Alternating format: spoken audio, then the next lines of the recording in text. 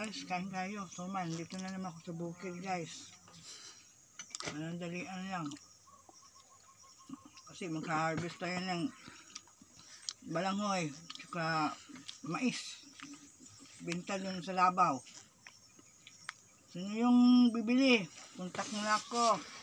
Yes. Kontata na tayo. Nice.